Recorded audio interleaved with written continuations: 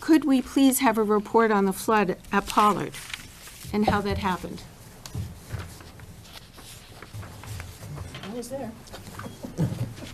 The sprinkler had burst, and it's under investigation. I know our insurance not company's ready looked yet, at it. right? Yeah, we're not It ready wasn't yet. a head, it was a pipe. It was a wasn't fitting, it was a pipe head. fitting. You probably saw it on Twitter. I put the picture of the actual fitting that was rusted and popped off. Like the town of Sandown had the same, kind of similar thing happen in their town hall. I know you're aware of it. And it happened in Haverhill, and it happened in Manchester. It happened in a lot of places. It was very cold out. It got really cold, and some pipes froze in the kitchen. Yeah, it happens, yeah. Actually, in Haverhill, according to our budget committee member, Tom Geary, they have about $500,000 of damage in one of the schools. They lost a whole library. But while we're talking about it, let's thank the Plastow Baptist Church that helped us with the evacuation of our students. Let's thank the Plastow parents and certainly the staff at Pollard. Let's thank the fire department and the police department, their timely response. I mean, they were there in seconds. Pretty, Sue Sherman. Sue Sherman, yeah. I was But, there. I heard she was making sandwiches. She anticipated it. Cheese and crackers. Cheese and crackers. So, we Pollard is a community school, and as you saw, the community responded in kind. It was pretty remarkable. I know Ms. Armfield was on site, I was there. Parents were there, dismissing students. Again, the Baptist Church there, just fantastic. Great. And, Well, I'm delighted that we can count on the kindness of so many people, but what we should be concentrating on is preventing these kind of things in the future, so we don't have to depend on the kindness of so many people. So, preventing unexpected things that happened all over the state. So we'll do our best, Donna. We'll do our best. Well, what is the remediation? it was,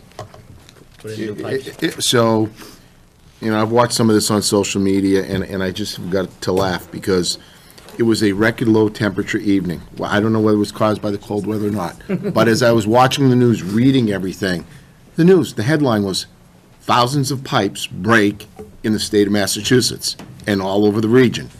And then I'm watching, we live in Canada, and different regions have different building codes based on the zones and the climates in which they live. So if you were building a house in Florida, you're not putting a footing and a foundation in 4 feet down, because that's no way the frost line goes. And the codes in this area are specific to the climate.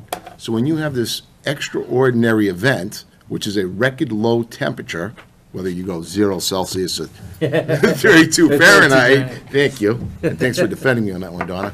These things happen, especially when you have facilities that are aging. So, on one hand, nobody wants to spend a dime, and they scream when the budget goes up, but when it comes to making a capital investment to address some of these issues, it's, oh my God, you can't have it both ways. And these extraordinary events are going to happen, they've always happened, and they always will happen. It's just the nature of construction, and when you have these events that are acts, you know what they call them? They call them acts of God. That's what they call them. They call them acts of God, and that's how it's addressed in the construction industry. It was an act of God.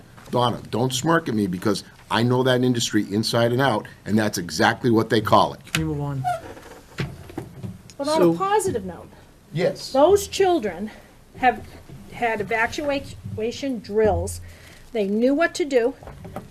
They stayed calm. That's the most important thing. They stayed calm, they were safe, they were dry and warm in the evacuation site. That's all that matters. That's the bottom of the report. The kids were fine.